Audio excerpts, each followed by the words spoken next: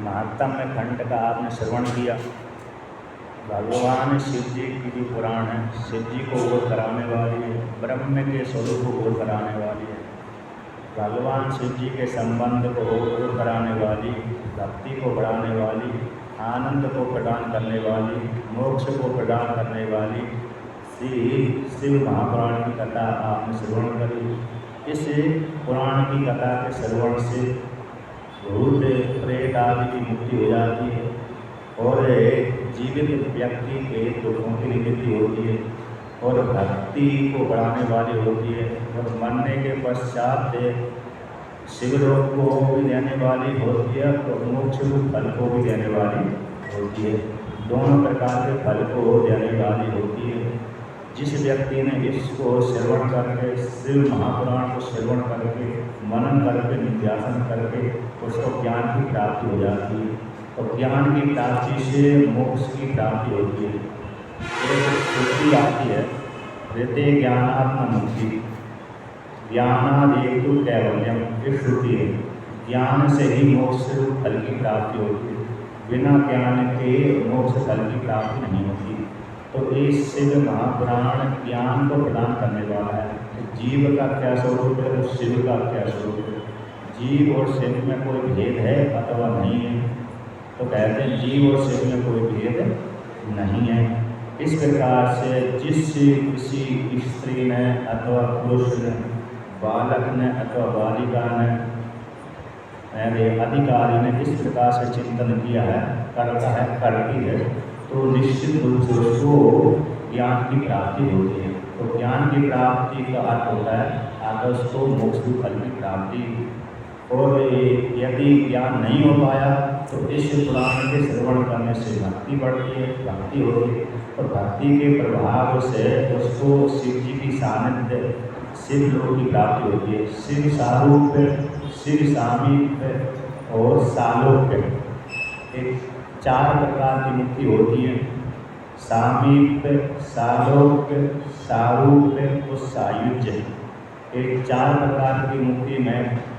तो यहाँ पर कहते हैं भगवान शिव की कीर्तन करने से, संग करने से सालोक्य की प्राप्ति हो जाती है, भजन करने से, अधिक भजन करने से सारूप्य की प्राप्ति हो जाती है और ज़्यादा भजन करने से समीपता की प्राप्ति हो जाती है। तो सामीप्य की प्राप्ति कैसे होती है, मतलब लोक तो प्राप्त हो गया किंतु दूर देश में घर मिला। जैसे राजा का घर है यहाँ पर, किंतु व्यक्ति को उस राजा के नगर की प्राप्ति हो गई किंतु घर उसका 10 किलोमीटर 20 किलोमीटर दूर प्राप्त हुआ, तो कहते हैं ये लोक प्राप्त हो गया। सारूप्य जो भगवान शिव का स्वरूप है, रूप है, उसी प्रकार का रूप की प्राप्त हो जाए। सामीप्य मतलब भगवान शिव का जहाँ पर घर है वहीं पर ही उससे भक्त को प्राप्त हो जाता है। और सायुज्य, सायुज्य का अर्थ होता है सीधा सीधा शिव में जाकर लीन हो जाना, उसमें तो भेद नहीं रहता। सालोक्य, सारूप्य और सामीप्य इनमें थोड़ा भेद बना रहता है किंतु सायुज्य में कोई भेद नहीं रहता। तो सायुज्य का अर्थ होता है सीधा सीधा भक्त है जो शिव जी का गण है, शिव का भक्त है, उस शिव में लीन हो जाना। इसी को ही वेदांत में मुक्ति कहते हैं, मोक्ष कहते हैं।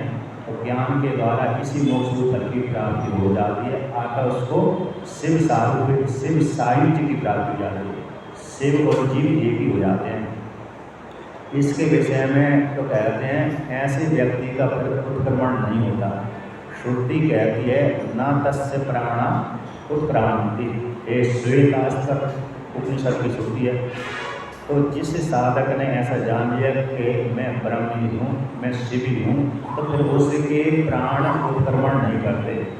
किसके प्राण उत्क्रमण करते हैं? जो व्यक्ति अपने से भिन्न दूसरे को जानता है, मैं अलग हूँ, ये स्त्री अलग है, ये पुरुष अलग है, अन्य अन्य जीव अलग है, इस प्रकार से जो जानता है, ऐसे व्यक्ति तो मरने के बाद दूसरे लोकांतरों में जाकर उसके प्राण उत्क्रमण करते हैं। किंतु जिसने जान लिया कि नहीं, मैं ही ब्रह्म हूँ, मैं ही शिव हूँ, मैं ही विष्णु हूँ, मैं ही ब्रह्मा हूँ, जो साधक अथवा साधिका ने ऐसा जान लिया तो फिर उसके प्राण उत्क्रमण नहीं करते।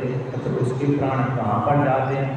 तो श्रुति उसके विषय में कहती है अत्रैव समविलीयन्ते, फिर इसी हृदय रूप आकाश में उसके प्राण लीन हो जाते हैं। जैसे लौकिक उदाहरण देते हैं, हम आपने घड़ा देखा होगा, घड़ा मिट्टी का घड़ा, मिट्टी से बना हुआ कुम्हार में बना तो उसको घट बोलते हैं। घट के भीतर का जो खाली जगह है उसको घटाकाश बोलते हैं। आप जिससे छत के नीचे बैठे हुए हैं उसको मठ बोलते हैं, तो मठ के भीतर की खाली जगह को मठाकाश बोलते हैं। अब हमने इसको तोड़ दिया तो ये महाकाश, इसके ऊपर का जो आकाश उसको महाकाश बोलते हैं, उसमें ही लीन हो जाता है। तो ये यहाँ से जाकर के उसमें लीन नहीं होता, बल्कि पहले से मिला हुआ, बस इस उपाधि को हटा दिया। उसी प्रकार से घट को फोड़ देने से घट के भीतर की जो खाली जगह है महाकाश में मिल जाती है, तो उसी को ही बोलते हैं मोक्ष है। इसलिए जो जो साधक है अगर जिसको ज्ञान हो गया उसके प्राण उत्क्रमण नहीं करते, बल्कि इसी में ही लीन हो जाते हैं। अगर हृदयाकाश में, हृदयाकाश मतलब ब्रह्म में ही लीन हो जाते हैं। तो इस प्रकार से मोक्ष फल की प्राप्ति होती है, जिसको वेदांत में मुक्ति आदि कहते हैं। और जो भेद बुद्धि है उसको उपक्रमण आदि होते हैं। अच्छा, और भक्ति करने से, वेदांत का श्रवण करने से व्यक्ति की आदि जीवन की समस्या समाप्त अपने आप ही हो जाती है। चाहे जानबूझकर हो चाहे अनजान कर हो, अपने आप ही वो सारी समस्याओं को, आदि समस्याओं को अपने आप ही समाधान कर देता है। जो प्रारब्ध कर्म में बड़ा बलवान होता है वो समस्या समाप्त नहीं होती, किंतु छोटी छोटी समस्या तो अपने आप ही सिद्ध हो जाती है, समाप्त हो जाती हैं। तो इस प्रकार से भक्ति, किसी भी परमात्मा की भक्ति करें, किसी भी देवी देवता की भक्ति करें, तो उनसे भक्ति करने मात्र से ही हर स्त्री हर पुरुष के सारी शंकाएँ समाधान और जो झंझट आती है धारण जीवन में, जो झंझट आती रहती हैं छोटी छोटी को लेकर के झगड़ा हो जाते हैं, समस्या को लेकर के, वो अपने आप ही कैसे हो जाती, समाप्त हो जाती हैं। अब महात्मा खंड के माध्यम से जान लिया कि हर साधक साधिका को भगवान शिव की प्राप्ति, मोक्ष फल की प्राप्ति हो जाती है। अब यहाँ से शिव महापुराण की कथा को कहते हैं। तो जो पहली शिव महापुराण की पहली संहिता है विद्येश्वर संहिता, उसको आरंभ करते हैं। तो सबसे पहले मंगलाचरण करते हैं। कहते शुभ काम करने से पहले मंगलाचरण करना चाहिए। कोई भी हम धर्म में शुभ काम करते हैं तो शुभ काम करने से पहले हम मंगलाचरण करते हैं, श्री गणेशाय करते हैं। उसी प्रकार से यहाँ पर भी भगवान जब ग्रंथ लिखते हैं आचार्य आदि, तो सबसे पहले भगवान का नमस्कार करते हैं। तो नमस्कार करने से क्या हो जाता है, मंगलाचरण हो जाता है। जो प्रतिबंधक आते हैं जीवन में, ग्रंथ की पूरी न होने में विघ्न आते हैं, वो विघ्न मंगलाचरण करने से समाप्त हो जाते हैं। जैसे विवाह शादी अनुष्ठान आदि में सबसे पहले मंगलाचरण मतलब गणेश जी की पूजा की जाती है। उसी प्रकार से यहाँ पर भी है। महाभाष्य व्याकरण के ऊपर है। महाभाष्य जो पाणिनि मुनि नाम के आचार्य हुए, उन्होंने अष्टाध्यायी की रचना की। अर्थात जिसको पढ़ करके व्यक्ति विद्वान होता है, संस्कृत को पढ़ करके विद्वान होता है, उस संस्कृत की रचना भगवान पाणिनि मुनि ने की है। उसके ऊपर वार्तिक की रचना कात्यायनी मुनि ने की है। अब वार्तिक और सूत्रों का समन्वय किस प्रकार से हो, तो उसकी दोनों का समन्वय करने के लिए पतंजलि जो ऋषि हुए, ये जो शेष नाम के अवतार कहलाते हैं, भगवान जो शेष जी हैं उनके अवतार कहलाते हैं, उन्होंने महाभाष्य की रचना करी। सारे आदि शंकराचार्य भगवान आदि इन्होंने तो किसी न किसी सूत्र के ऊपर भाष्य की रचना की, किंतु पाणिनि मुनि के द्वारा रचित ग्रंथ अष्टाध्यायी है, उसके ऊपर जो रचना पतंजलि ऋषि ने की है, उसके उस ग्रंथ का नाम महाभाष्य पड़ गया। तो बहुत विशाल व्याकरण के ऊपर है। तो उन्होंने लिखा है कि मंगलाचरण 3 प्रकार से करना चाहिए। एक पहला शुरू में मंगलाचरण करना चाहिए, एक बीच में करना चाहिए, एक अंतिम में करना चाहिए। तो पहले करने से जो पहले के प्रतिबंधक होते हैं वो समाप्त हो जाते हैं, कुछ और प्रतिबंधक बचते हैं, तो बीच में मंगलाचरण करने से वो भी समाप्त हो जाते हैं। अंतिम वाला मंगलाचरण, तो अंतिम वाला मंगलाचरण इसलिए करना चाहिए तो उस ग्रंथ की विस्तार के लिए, प्रशंसा के लिए, फलीभूत होने के लिए। कि मेरा ग्रंथ खूब विस्तार को प्राप्त हो, तो जिससे नाम आदि पहले तो 3 मंगलाचरण वहाँ पर महाभाष में किए गए। कभी कभी व्यक्ति मंगलाचरण जो करता है लेकिन उनमें उसे ग्रंथ पूरा नहीं होता है, जैसे कादम्बरी आदि किसी आचार्य ने मंगलाचरण किया किंतु उसके प्रतिबंधक जीवन में बहुत थे तो उनका ग्रंथ पूरा नहीं हुआ। अब किसी किसी ऋषियों ने मंगलाचरण किए ही नहीं, फिर भी उनके ग्रंथ पूरे हो गए, तो आकर तो उन्होंने उनके जीवन में कोई प्रतिबंधक था ही नहीं। जैसे ब्रह्म सूत्र है, अन्य सूत्र, योग सूत्र आदि है इत्यादि। ब्रह्म सूत्र में मंगलाचरण नहीं किया, अतः तो ब्रह्म जिज्ञासा ऐसे ही बोल दिया। तो अथ शब्द यद्यपि मंगलाचरण का ही वाचक होता है, अनंतर का ही वाचक होता है, किंतु वहाँ पर अनंतर का अर्थ लिया है। फिर भी अतः शब्द अनंतर का बताया, मंगलाचरण का भी वाचक होता है। जैसे ओंकार से चाप शब्द सौद्वा वेदो ब्रह्मणा पुरा कंठम विद्वा विनिध्यातु तस्मात् मांगलिक भव। ओंकार जो शब्द है और अत शब्द है ये मंगलाचरण का वाचक होता है, उच्चारण करने से मंगलाचरण होता है। जैसे आप लौकिक जीवन में देखते हैं, जो स्त्री कुएं से जल भर करके अपने सर पर जल भर करके आ रही है और दूसरा व्यक्ति अपने घर से निकल रहा है, तो ऐसी स्त्री को जल भरे भरे को देख करके वह व्यक्ति कहते हैं आज मेरा दिन शुभ रहेगा, अर्थात मेरा मंगल ही मंगल होगा।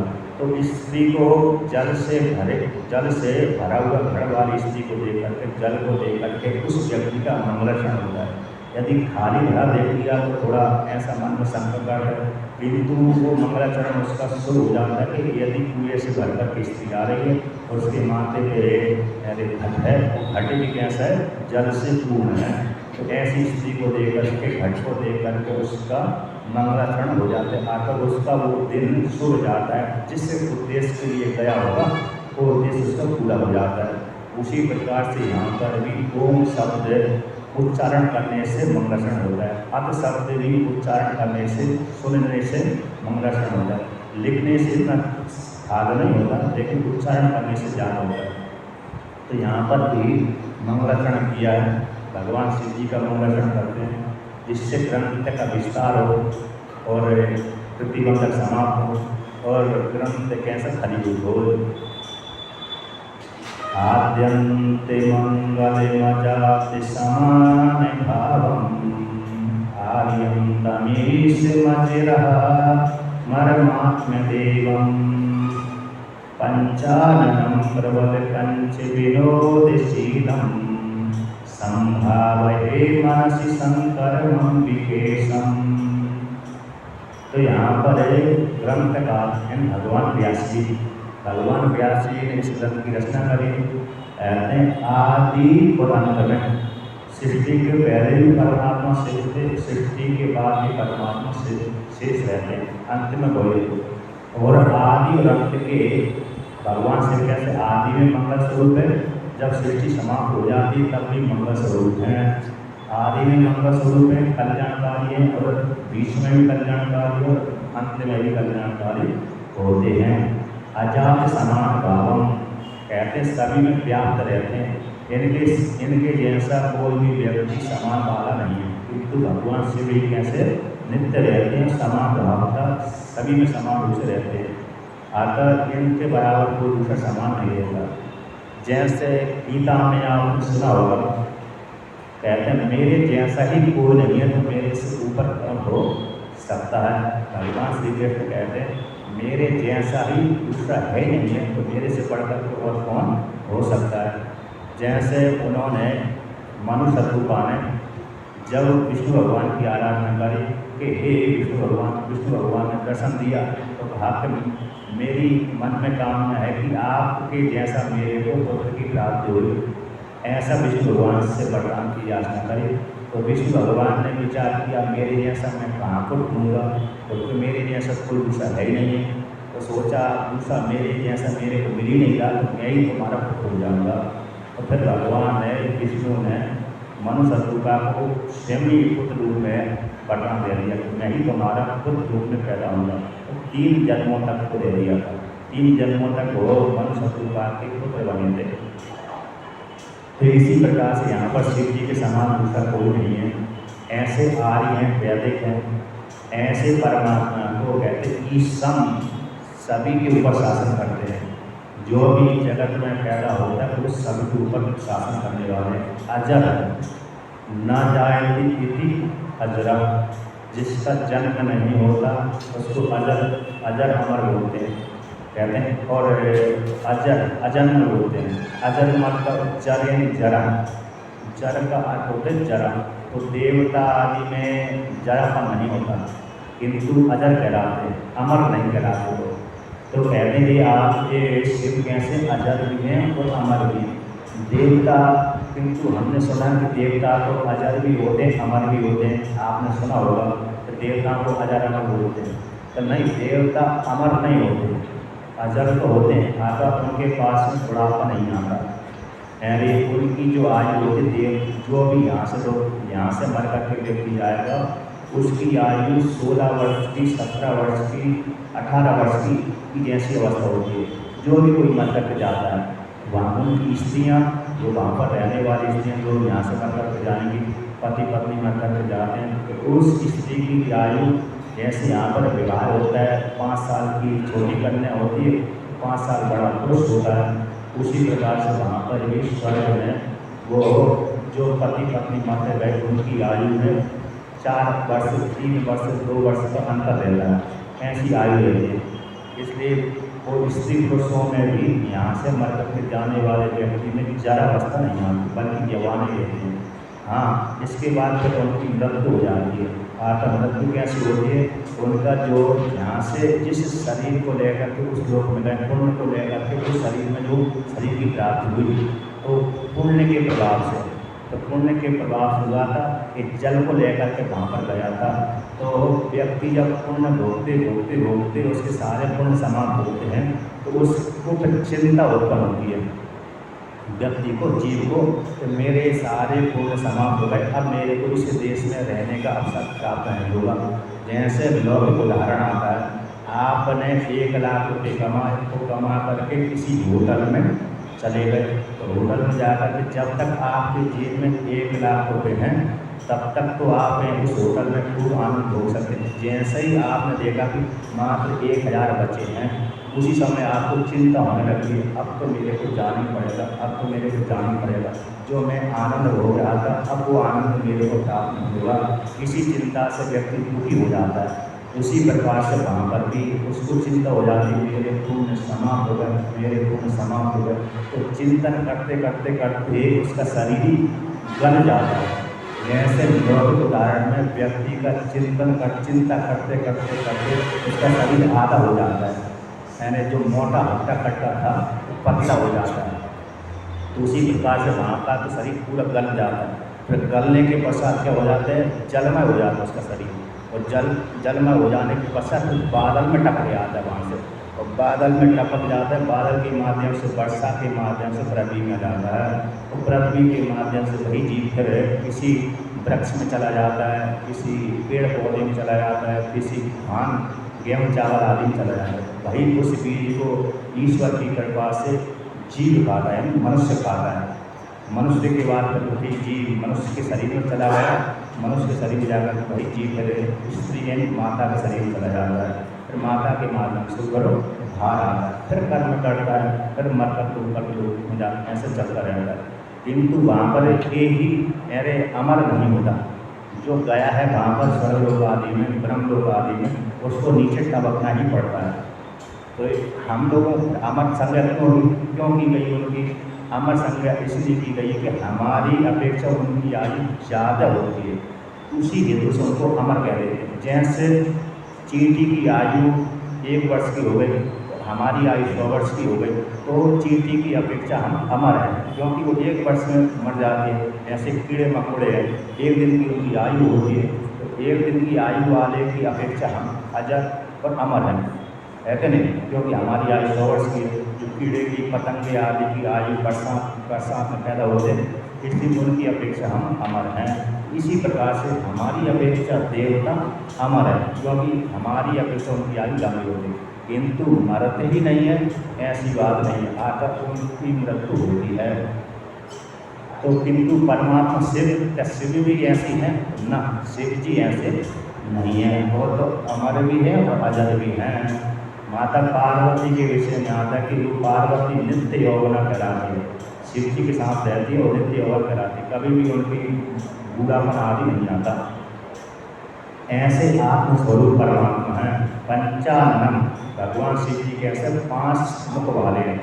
ईशान एक मुख है, शब्दोजात दूसरा मुख है, वामदेव तीसरा मुख है, अघोर चौथा मुख है, तत्पुरुष 5 मुख है। ये भगवान शिव जी के 5 मुख होते हैं। यहाँ पर फोटो होगा है क्या ना, तो 5 मुख वाले शिव जी होते हैं।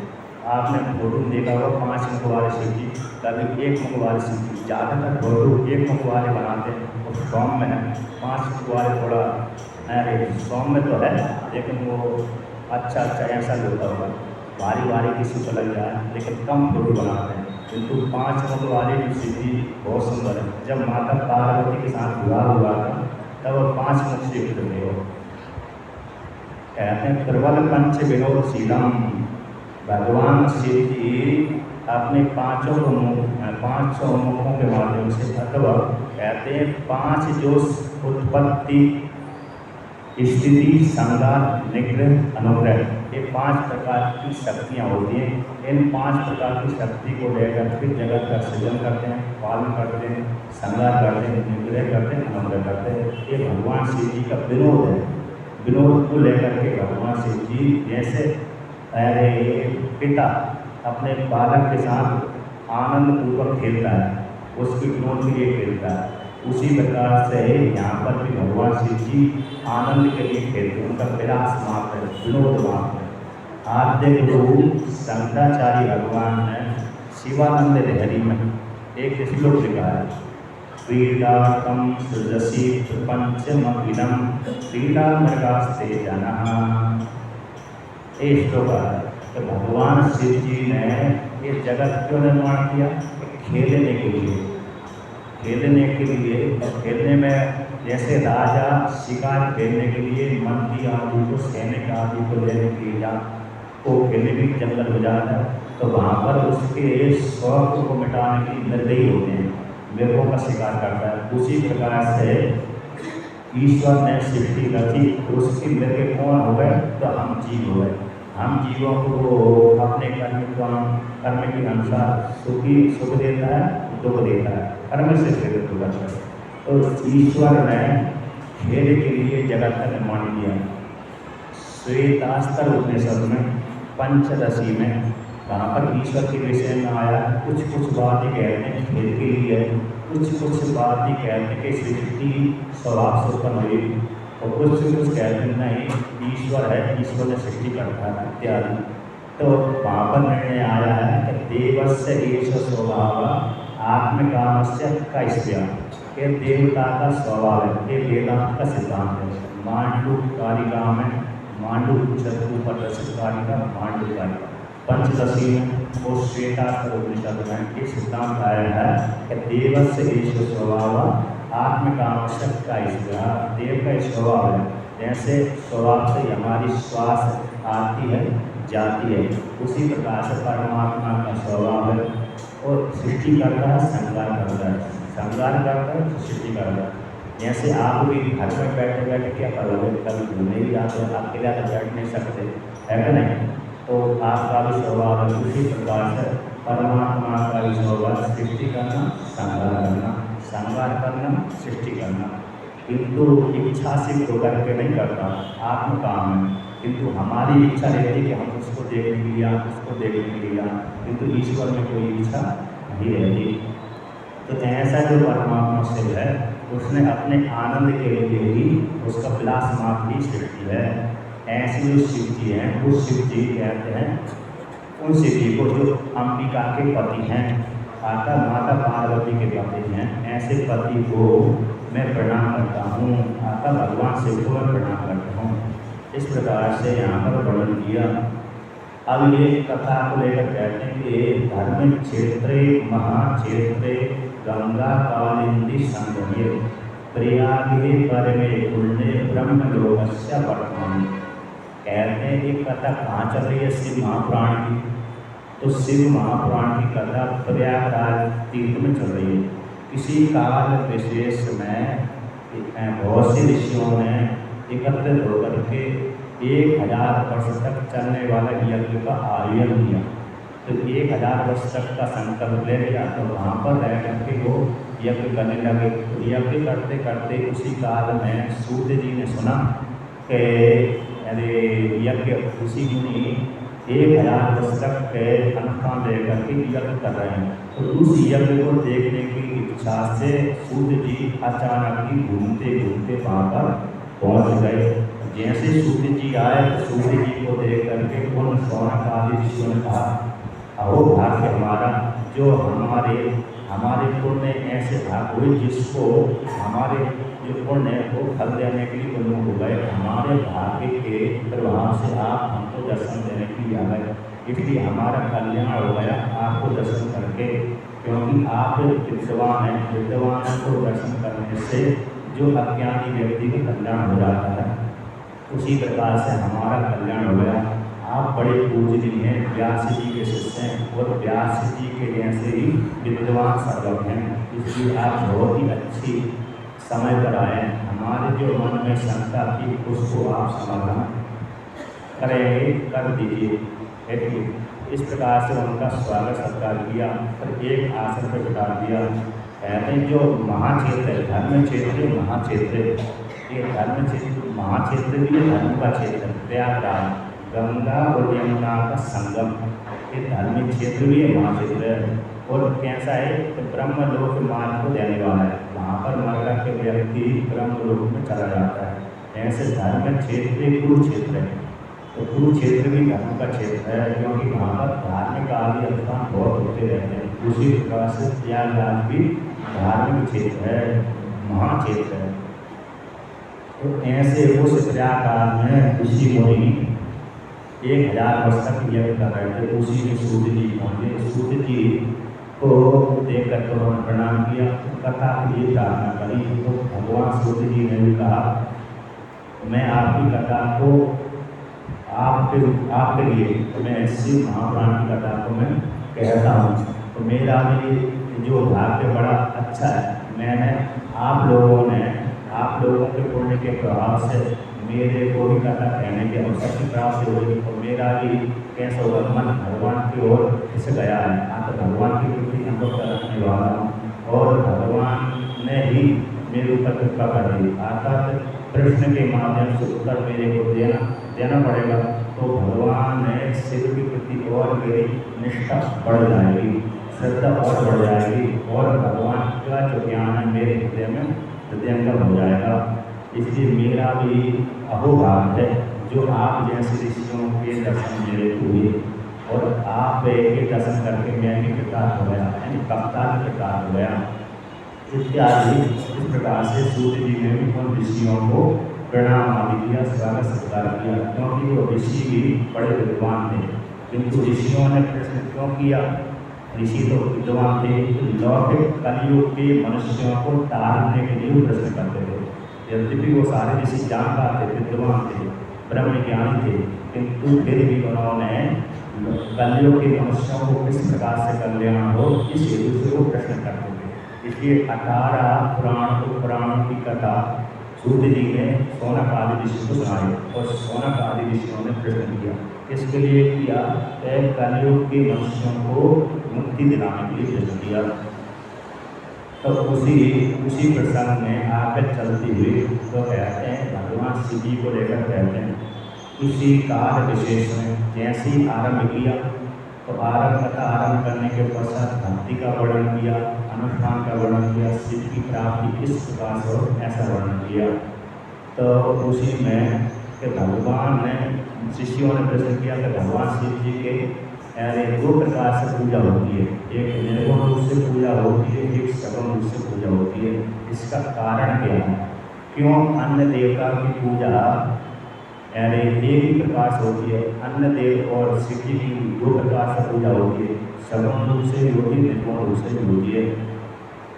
तो ऐसा जब प्रश्न किया उन ऋषियों ने, तो उन ऋषियों की वाणी को सुनकर के सूर्य जी महाराज शौनक आदि ऋषियों से कहते थे, वही प्रश्न नंदीश्वर महाराज से सनत कुमारों ने कहा, किसी काल विशेष में विद्या मंदाचल पर्वत पर नंदीश्वर महाराज रह रहे थे। वहीं पर सनत कुमार आ गए तो सनत कुमारों ने नंदीश्वर से कहा कि हे नंदीश्वर महाराज, क्यों शिव जी के दो प्रकार से पूजा होती है?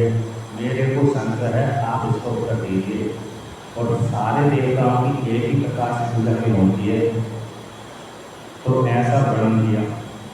तो कहते हैं, वेद मात्र हेतु सर्वत्र पूजयन्ते देवताः गणाः, लिंगे देवे सर्वत्र कथं संपूज्यते शिवः। तो यहाँ पर कहते हैं उन ऋषियों ने आकर हमारे सूर्य जी से सोनकाद ऋषियों ने और सनत कुमार ने भगवान नंदी के प्रसिद्ध किया। तो कहते हैं वेद मात्र हेतु सर्वत्र पूजयन्ते देवतागण। आकर स्थूल मूर्ति में तो सारे देवता पूजित होते हैं, किंतु भगवान शिव जी दो रूप में पूजित होते हैं, एक लिंग रूप में, एक वेद यानी मूर्ति रूप में। अर्थात यहाँ पर दोनों मूर्ति रखी हुई है, शिव जी की मूर्ति के सामने और शिवलिंग भी है, तो दोनों प्रकार से शिवलिंग पूजित होते हैं। किंतु अन्य जो देवी देवता हैं मात्र उनकी मूर्ति के द्वारा पूजित होती है। ऐसा क्यों है? तो इस प्रकार से यहाँ पर प्रश्न किया। तो प्रश्न करने के पश्चात नंदीश्वर महाराज उत्तर देते हैं कि भगवान शिव जी के दो स्वरूप हैं, एक निर्गुण स्वरूप है, एक सगुण स्वरूप है। उसी निर्गुण स्वरूप कहते ओमकार है। परमात्मा का जो ओमकार शब्द है, ओम शब्द है, निर्गुण परमात्मा का बोध कराने वाला है। वो सगुण परमात्मा का बोध कराने वाला शिव जी का पंचाक्षर मंत्र है। ये वेदांत का सिद्धांत है। वेदांत सारस्यम सिद्धम प्रणवार्थ है प्रकाशनाथ। कहते हैं कि भगवान वेदांत सार का सिद्धांत के भगवान शिव जी ओमकार के द्वारा प्रतिपाद होते हैं, ओमकार के द्वारा जाने जा रहे हैं। अगर ओमकार स्वरूप है, अगर जो शिव है ब्रह्म है वो ओम है, जो ओम है वो शिव है। शिव और ओम में कोई भेद नहीं है। तो ओमकार परमात्मा निर्गुण निराकार का बोध कराने वाला है। अन्य जीव कहते हैं, अन्य जो देवता होते हैं वो जीव संज्ञा वाले हैं। अन्य देवी देवता है उनकी जीव संज्ञा है, इसी हेतु से उनकी मूर्ति में अगली पूजा होती है। किंतु परमात्मा की शिव की जीव संज्ञा नहीं है, इसी हेतु से वो लिंग में और मूर्ति में दोनों जगह पूजित होते हैं। तो कहते हैं शिवस्य ब्रह्म रूपत्वात् निष्कलत्वात् च निष्कलम् लिंगम तस्यैव पूजायां सर्वेषु सम्मतम्। कहते हैं ब्रह्म भगवान शिव जी कैसे हैं? ब्रह्म स्वरूप है, निष्कल है, निर्गुण है, इसी हेतु से निष्कल रूप से लिंग रूप से पूजित होते हैं। और अन्य देवी देवता कैसे? सगुण है, इसलिए मूर्ति के रूप में पूजित होते हैं। और फिर भगवान शिव भी मूर्ति के द्वारा पूजित होते हैं। क्यों? जीविकों का कल्याण करने के लिए। तो शिवलिंग जो शब्द है, शिवलिंग है भगवान शिव जी का निर्गुण निराकार का प्रतीक है, क्योंकि उसमें कोई विशेष आकृति नहीं है, हाथ पैर उसमें नहीं है। किंतु मूर्ति में तो हाथ पैर होते हैं, इसलिए देवी की मूर्ति देवी जैसी, पुरुष की मूर्ति पुरुष जैसी होती है। तो अन्य देवी देवता जीव संज्ञा होने के कारण उनको मूर्ति में पूजित होते हैं। और भगवान शिव निर्गुण स्वरूप होने के कारण मूर्ति में पूजित होते हैं और निर्गुण रूप में पूजित होते हैं। तो निर्गुण का प्रतीक शिवलिंग है और सगुण का प्रतीक जो मूर्ति है, जो सामने आपके सामने मंदिर में दिख रही है। और अन्य देवी देवताओं की तो मूर्ति की में पूजित होती है। इसके वेद का सिद्धांत है। अब आगे वर्णन करते हैं। तो कहते हैं किस प्रकार से कब ये भगवान शिव जी के दो मूर्ति का प्रकट हुआ, किस प्रकार से किस काल में शिवलिंग की उत्पत्ति हुई, किस प्रकार से शिवलिंग पूजित हुआ, किस प्रकार से सगुण रूप में भगवान शिव पूजित हुए और किस प्रकार से भगवान शिव निर्गुण रूप से पूजित हुए, मैं एक श्रवण करना चाहता। ऐसा मैंने नंदीश्वर महाराज से संत ने प्रश्न किया। तो उसका समाधान यहाँ पर है। नंदीश्वर महाराज कहते हैं किसी काल विशेष में कहते हैं पुरः कल्पे महाकाले प्रपन्ने लोके विश्रुते आयुर्देतहं महात्मानौ ब्रह्म विष्णु परस्परम। किसी कल्प विशेष में ब्रह्मा जी और विष्णु भगवान में झगड़ा हुआ श्रेष्ठता को लेकर के। ब्रह्मा जी कहते थे मैं श्रेष्ठ हूँ, भगवान विष्णु कहते थे मैं श्रेष्ठ हूँ। तो दोनों के झगड़ा को समाप्त करने के लिए भगवान शिव जी तीसरे के रूप में पैदा हो गए। तो जहाँ पर पैदा हुए थे उस काल में भगवान शिव जी निर्गुण निराकार के रूप में अग्नि ज्योतिर्लिंग के रूप में पैदा हुए थे। तभी से ही वो ज्योतिर्लिंग के नाम से ख्याति को प्राप्त हुए और लिंग के नाम से ख्याति को प्राप्त हुए और पूजित हुए। कहते हैं भगवान शिव जी ने उन दोनों के झगड़े को समाप्त करने की उनके बीच में लिंग के रूप में आविर्भूत हुए थे। उसी दिन से शिवलिंग की पूजा होने लगी। तो इससे कहते हैं कि जो आपने संक्षेप से वर्णन किए है उसको मैं विस्तार पूर्वक श्रवण करना चाहता हूँ। विस्तार पूर्वक कथा श्रवण करने से जल्दी ही शीघ्र बैठ जाता है हृदय में कहानी के माध्यम से। कहानी के माध्यम से तत्व शीघ्र ही बैठ जाता है। इसलिए आप मेरे को कथा विस्तार पूर्वक सुनाइए। किस काल में ब्रह्मा में और विष्णु भगवान में झगड़ा हुआ, किस प्रकार से उन दोनों के झगड़े को भगवान शिव जी ने समाप्त किया और किस प्रकार से भगवान शिव जी ने उनके सामने अग्नि के रूप में प्रकट हुए, ज्योतिर्लिंग के रूप में कैसे प्रकट हुए, उसको लेकर के यहाँ पर कहते हैं पुरः कदाचित् योगीन्द्रः विष्णुरेऽभिषेधरासनः सुस्वापः परया भूत्वा स्तुत्या स्वानोगैरभिसंगतः। तो नंदीश्वर महाराज सनत कुमारों से कहते हैं किसी काल विशेष में भगवान विष्णु योग निद्रा से होकर के अपने वैकुंठ धाम में मतलब क्षीर सागर में भगवान शेषनाग की सैया पर सो रहे थे। लक्ष्मी जी वहीं पर विराजमान थी, वो भी उस काल में थी और उनके गणाधि थे। तो भगवान विष्णु भगवान शेष सैया पर सो रहे थे। उसी काल में कहते हैं यदृच्छया तत्र ब्रह्मा ब्रह्मविदाम्बरः अप्रच्छते पुण्डरीकाक्षं शयानं सर्वसुन्दरम्। तो जिस काल में भगवान विष्णु भगवान शेष सैया पर सो रहे थे उसी काल में भगवान ब्रह्मा जी घूमते घूमते अचानक भगवान शिव की माया से मोहित होते हुए वहाँ पर विष्णु भगवान के पास में आ गए और उन्होंने देखा कि एक पुरुष सो रहा है। दूसरे पुराणों के अनुसार कहें तो ब्रह्मा जी का जो दिन है समाप्त हो गया था। ब्रह्मा जी के एक दिन जब चारों युग सतयुग त्रेता द्वापर कलयुग ये चारों युग जब एक हजार बार घूम जाते हैं तब ब्रह्मा जी का एक दिन होता है, उसको एक कल्प कहते हैं। तो ब्रह्मा जी का जितनी बड़ा दिन होता है उतना ही बड़ी रात्रि होती है। रात्रि में सारी सृष्टि समाप्त हो जाती है। अर्थात मतलब भूल भुवा स्व तीन लोग के प्राणी नष्ट हो जाते हैं। महा जना तपा सत्यम ये ऊपर के चार लोग हैं उसमें सिद्ध आदि रहते हैं। अपनी योग साधना के बल के प्रभाव से वो सो जाते हैं उस काल में। किंतु भूलोक के प्राणी मर जाते हैं, जो हम सब दिख रहे हैं ये मर जाते हैं। अंतरिक्ष के जो प्राणी वो मर जाते हैं। स्वर्ग लोक के देवता भी मर जाते हैं। किंतु स्वर्ग लोक से ऊपर के जो लोग हैं उसमें सिद्ध आदि रहे हैं जो अपनी योग का उपासना के बल के प्रभाव से योग साधन के प्रभाव से ऊपर के लोगों में गए हुए हैं, वो सोते रहते हैं। जब अगला दिन होता है ब्रह्मा जी का अगला दिन चालू होता है उसी काल में भगवान श्री ब्रह्मा जी को ऐसे देखते हैं कि मैं अरे इस पर बैठा हुआ सो रहा हूँ, इस पर कमल की आसन में सो रहा हूँ।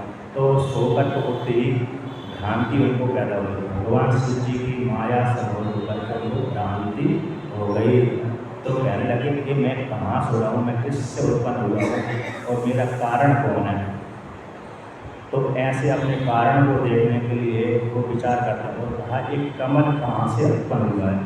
तो कमल को देखने के लिए वो आते हैं, मेरे सामने कोई दिख नहीं रहा लेकिन एक कमल कहाँ से आया और मेरी उत्पत्ति का स्थान कौन है इत्यादि उनके मन में शंका हो जाती है। तो कमल की नाल पकड़ के वो धीरे धीरे जाते नीचे आते हैं। तो नीचे आते क्षीर सागर में देखते हैं कि न कमल की नाल यहाँ से निकली हुई है, तो वहाँ पर देखते कि विष्णु भगवान की नाभि से एक कमल की नाल निकली हुई है। तो जैसे ही भगवान विष्णु को वहाँ पर देखते हैं, उसी काल में भगवान विष्णु को सोता हुआ देख करके भगवान ब्रह्मा जी के मन में माया उत्पन्न हो जाती है, भूल उत्पन्न हो जाता है। तो ब्रह्मा जी के मन में तो ये पहले से ही बैठा रहता है कि मैं जगत का पिता हूँ, तो मैं जगत का पिता हूँ तो विष्णु भगवान का भी मैं पिता हूँ, ऐसा उनको मोह रहता है। तो कहते हैं वहाँ पर भगवान विष्णु को क्षीर सागर में सोता हुआ देख करके भगवान ने विष्णु को भगवान ब्रह्मा जी कहते हैं, कस्तम पुरुषवच्छेषे दृष्ट्वा मां विकृतवत्ते उत्तष्टवत्से मां पश्य तव नाते ध्यान। तो यहाँ पर कहते हैं ये कौन एक पुरुष हो रहा, यानी जो मूर्ख पुरुष के समान मेरे को देखकर वो भी निराश हो रहा है। हे बस तुम उठो, मैं तुम्हारा स्वामी हूँ, मैं तुम्हारा पिता हूँ, जगत का नाथ हूँ मैं, मुझको देख करके तुम मोरे को प्रणाम आदि करो, मैं तुमसे श्रेष्ठ हूँ इत्यादि भगवान ब्रह्मा जी ने बिना बोले ही विष्णु भगवान को ऐसा कह दिया।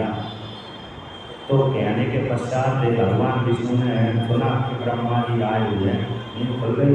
नींद खुलने के पश्चात देखा कि ब्रह्मा जी हैं, और ब्रह्मा की वाणी को सुनकर कहते, आगतम गुरुमाराध्यम दृष्ट्वा यो तृप्तिवच्चरे द्रोणस्तस्य मूलस्य प्रायश्चित्तं विधीयते।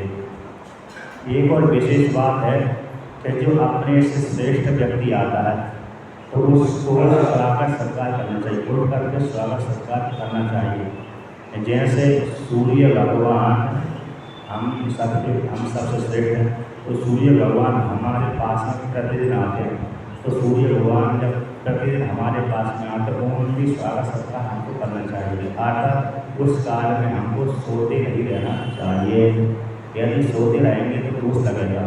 जैसे उदाहरण आता है, हमारे पास में गुरु आ गए, हमारे पिता आ गए, श्रेष्ठ व्यक्ति आ गए, हमने बुलाया, हमारे पास में भी आ गए, उस काल में हम सो रहे तो फिर वो गुरु को, जो हमारे पास में गुरु आए, उनके आदर स्वागत सत्कार न करने से हम शिष्य को दोष लगेगा।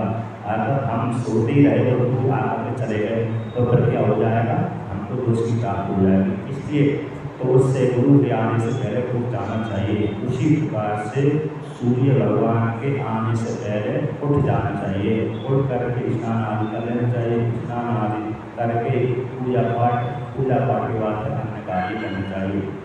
एक मन महाराज कहते हैं, आगतम स्वागतम कुर्यात् गच्छन्तम पृष्ठे अन्वयात्। ये मनुष्य इंद्रिय आए हुए का स्वागत करना चाहिए, तो जाने वाले के थोड़े पीछे जाना चाहिए। जैसे हमारे घर में कोई अतिथि आ गया, अथवा हमारे घर में हमारा मेहमान ही आ गया है ना, कोई साधु आ गया, ब्राह्मण आ गया, अथवा माता पिता आ गए, तो रिश्तेदार आ गए, तो बहुत दिनों के बाद आए, देखिए उनके आने पर उठ करके उनका स्वागत करना चाहिए। अब जब वो जाने लगे तो थोड़ी घर के दरवाजे तक अथवा थोड़ी दूर तक उनके पीछे चलना चाहिए। ये न्याय है, आचरण है, नियम है। तो जैसे आप चाहते भी हैं, जैसे जो लड़की घर से अपने पिता के घर से विदा होकर के जाती है, उस लड़की को छोड़ने के लिए उसकी माता है, भाई है, बहन है, पिता है, थोड़ी देर तक तो पीछे तो जाता ही है, जाती है। उसी प्रकार से यहाँ पर भी कोई व्यक्ति आया, श्रेष्ठ व्यक्ति आया, तो उसको आते समय स्वागत करें, जाते समय थोड़ा पीछे जाए। श्रेष्ठ व्यक्ति के लिए है, कनिष्ठ के लिए ऐसा नहीं है, नियम नहीं है।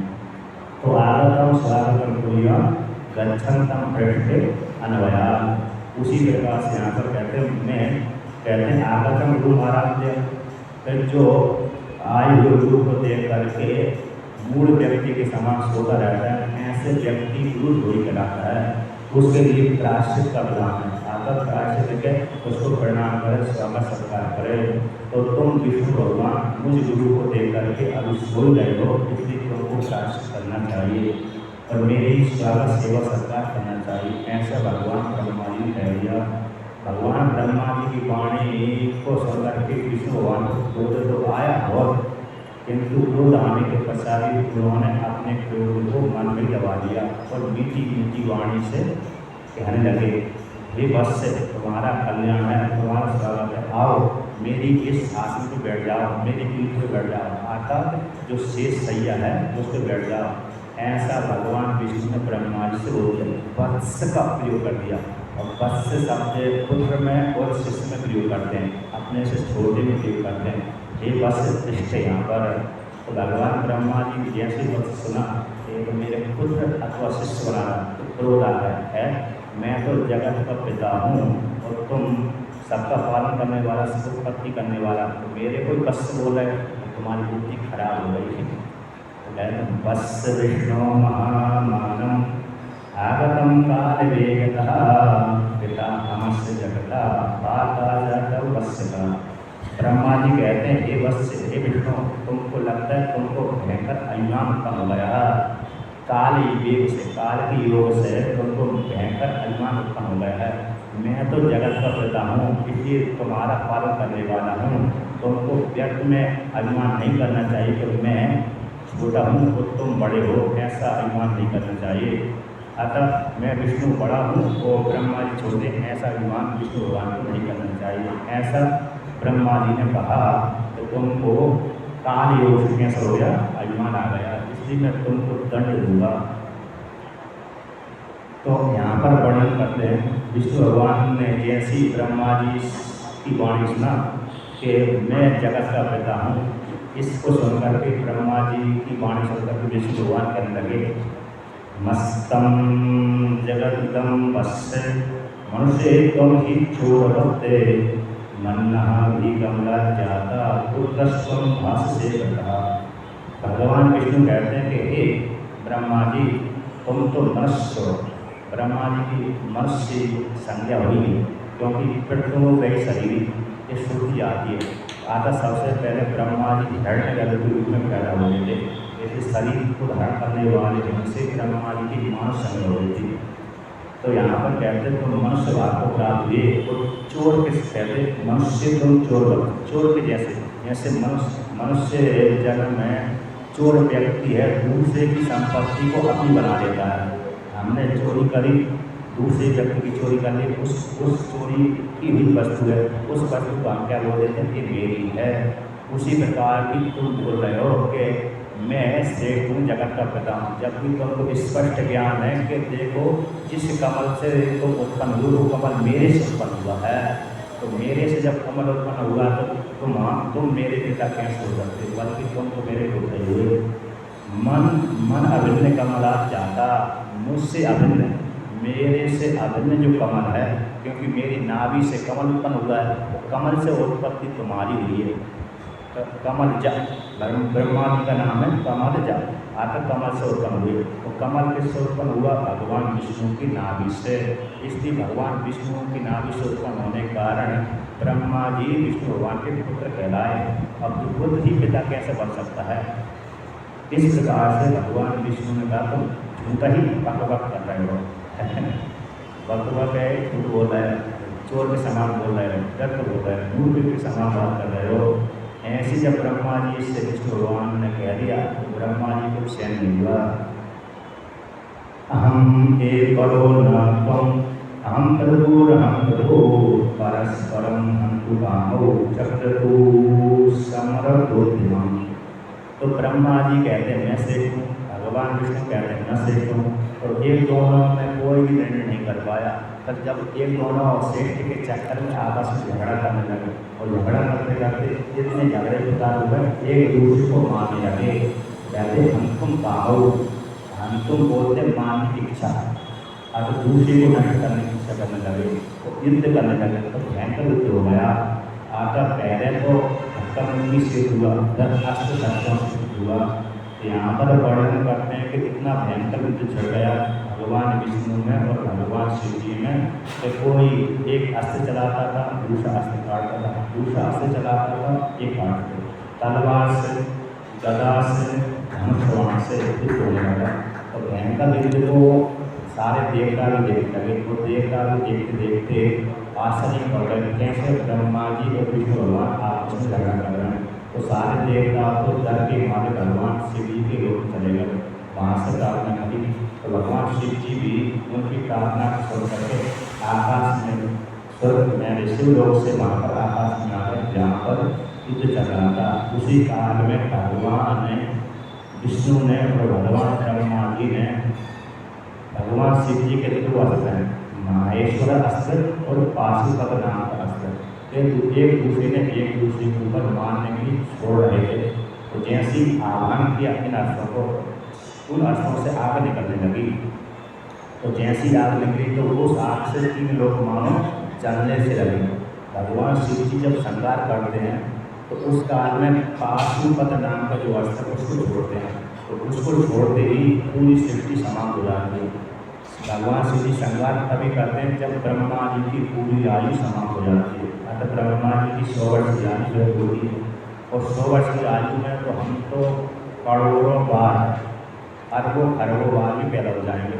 यदि ज्ञान नहीं होगा, जिस जीव को ज्ञान नहीं होगा तो उसको अरबों खरबों बार भी जन्म लेना पड़े, वो भी कम हो जाएंगे। इतनी बड़ी ब्रह्मा जी की आयु होती है। तो कहते हैं जब ब्रह्मा जी की आयु समाप्त हो जाती है तब भगवान शिव जी पाशुपत नाम का अस्त्र छोड़ देते हैं पूरी ब्रह्मांड के ऊपर। तो उस वस्त्र के माध्यम से सारा ब्रह्मांड समाप्त हो जाता है। ब्रह्मा जी भी विष्णु को लीन हो जाते हैं, विष्णु भगवान भी शिव में लीन हो जाते हैं और शिव मात्र शेष रहते हैं, तो शिव भी अपने स्वरूप में लीन हो जाते हैं। तो जैसे ही दोनों ने अस्त्र छोड़े एक दूसरे को मारने के लिए, उससे जो अग्नि प्रकट हुई, अग्नि मानव है 3 लोगों को भस्म करने वाले। उसी काल में भगवान शिव जी अग्नि के रूप में वहाँ पर पैदा हो गए, उत्पन्न हो गए, आविर्भूत हुए। महानलस्तं महानलहस्तं देवभीषणः कृतिर्भौवः तन्मध्यतले च सनिष्फलः। तो यहाँ पर कहते हैं जैसे भगवान ब्रह्मा जी विष्णु यानी धनुष बाण छोड़ा, उसी काल में भगवान शिव जी ने भयंकर भीषण आकृति वाले अनल की आकृति धारण करके अग्नि का आकार धारण करके, जो अग्नि का स्वरूप धारण करके वहाँ पर ब्रह्मा और विष्णु के बीच में झगड़ा करके वहाँ पर प्रकट हो गए, आविर्भूत हो गए। और जैसे ही आविर्भूत हुए तो ब्रह्मा जी के द्वारा संधान किए जाने वाला जो बाण था, विष्णु भगवान के द्वारा संधान किए जाने वाला जो बाण था, उस बाण की अग्नि उसे भगवान शिवलिंग की अग्नि में प्रवेश कर गई। अतः भगवान शिव जी शिवलिंग के रूप में अग्नि पुंज के रूप में प्रकट हुए। ये फोटो भी आपने देखा होगा कि ब्रह्मा और विष्णु जहाँ पर झगड़ा कर रहे हैं वहाँ पर तीसरे रूप में भगवान शिव जी अग्नि के पुंज रूप में प्रकट हुए हैं, ऐसा आपने चित्र देखा होगा। तो जैसा ही उन्होंने देखा कि ये तीसरा पुंज अग्नि का पुंज कहाँ से आ रहा है, उसको देख करके ब्रह्मा जी में और विष्णु भगवान आश्चर्य पड़ गया। अभी तक तो हम दोनों झगड़ रहे थे, ये तीसरा कहाँ से आ गया हमारे बीच में। तो उसको देख करके कहने लगे अतीन्द्रियम इदम स्तंभम अग्निरूपम विमुक्तितम अस्योर्ध्वम अतिचारश्च आवयोर्लक्ष्मी। भगवान ब्रह्मा जी और विष्णु भगवान कहते हैं अतीन्द्रिय जो अग्नि स्तंभ था, अग्नि कुंड था, अग्नि स्तंभ में खंभा बोलते हैं, खंभे के आकार का शिवलिंग हो गया था वहाँ पर। तो अग्नि स्तंभ कहाँ से आ गया, तो कैसा अद्भुत था। और इन हम दोनों के बीच में कहाँ से आ गया, चलो हम दोनों इसको खोजते हैं, इसको आदि और मध्य का क्या करते हैं, अंत लगाते हैं। एक ऊपर से कहाँ तक कितना बड़ा है, नीचे कहाँ तक गया हुआ है। हम दोनों एक साथ एक ही काल में एक ही दिशा को जाएंगे तो आदि अंत का तो पता लगा सकते हैं, किंतु आदि का नहीं लगा सकते। इसलिए हम दोनों क्या करें, अलग अलग दिशा को जाते हैं, एक ऊपर जाएगा एक नीचे जाएगा। तो इस प्रकार से भगवान ने ब्रह्मा जी और विष्णु भगवान ने आपस में परामर्श करके भगवान शिव जी के शिवलिंग को मापने के लिए ऊपर और नीचे चल दिए। तो यहाँ पर आपने शिव महिमा स्त्रोत पढ़ा होगा, तो उसमें इसी घटना को इस श्लोक के द्वारा गाया गया है। तवेश्वरीयं यत्न यदुपरि विरंचिरे हरिरतः परिच्छेदुम यागा बनले मनलस्कंदे बपुषा ततो भक्ति श्रद्धा भजगुरुगणभ्यां ईर्ष्यत् स्वयं तस्ते ताभ्यां तदपि मुनिर्न फलति। ये जो भगवान शिव जी का 10वां श्लोक है, शिव महापुराण शिव महिमा श्लोक का 10वां श्लोक है। जो 10वां श्लोक इसी घटना को लेकर के वहाँ पर पुष्पगंगाचार्य ने रचना की है, इसी कहानी को लेकर के। तो भगवान ब्रह्मा जी और भगवान विष्णु भगवान ऊपर और नीचे गए। तो ऊपर इसी कल्प विशेष में अलग अलग कल्पों की घटना आती है। तो एक कल्प में तो भगवान ब्रह्मा जी हंस पर बैठ कर के ऊपर से गए और एक कल्प में भगवान विष्णु गरुड़ पर बैठ कर नीचे गए। अथवा मतलब सुगर पर बैठ कर के नीचे गए। सुगर हो ना, तो सुगर भी बोलते सुगर भी बोलते हैं, उस पर बैठ कर नीचे गए। एक कल्प में भगवान ब्रह्मा जी हंस बन करके ऊपर गए और एक कल्प में भगवान विष्णु सुअर का रूप धारण करके नीचे गए। एक कल्प में भगवान विष्णु ऐसा गए, विष्णु रूप अरे उसी भान को नहीं दिया। और एक कल्प में भगवान ब्रह्मा जी आकाश में ऐसे ही शरीर धारण करके ऊपर आकाश में गए। तो अलग अलग कल्पों की अलग अलग घटना आती। यहाँ पर भगवान ब्रह्मा जी विष्णु भगवान हंस बन करके सुअर बन करके ऊपर नीचे गए।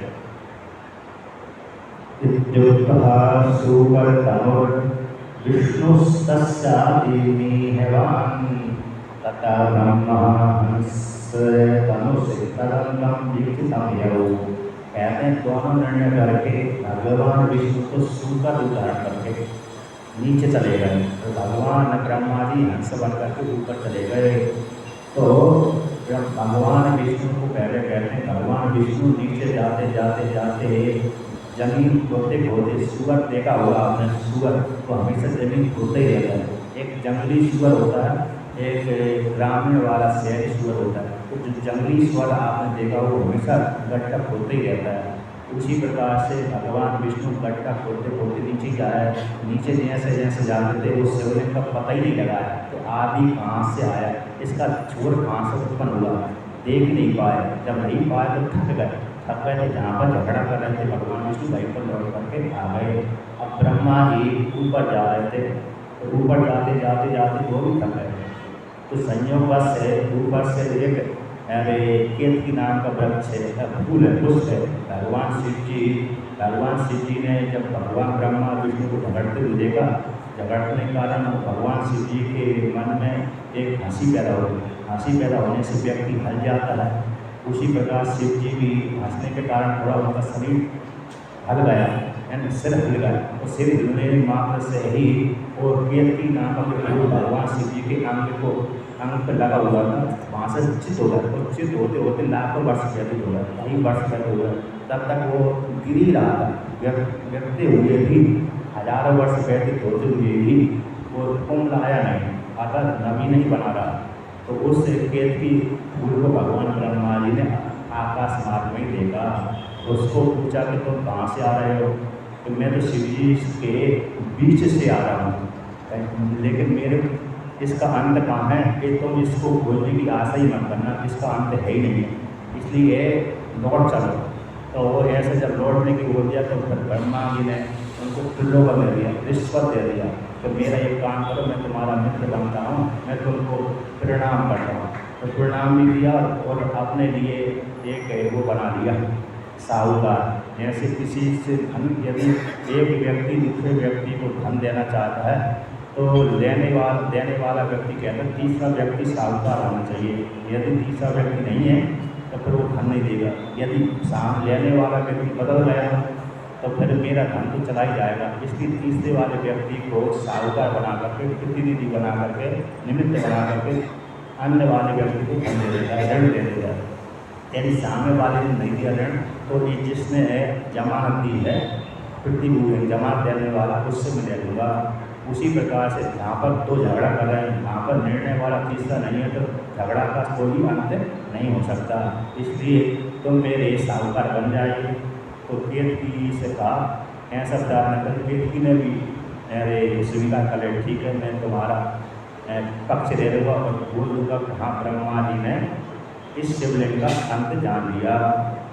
अब एक कथा कर रहे कल कहते हैं थोड़ी और शेष।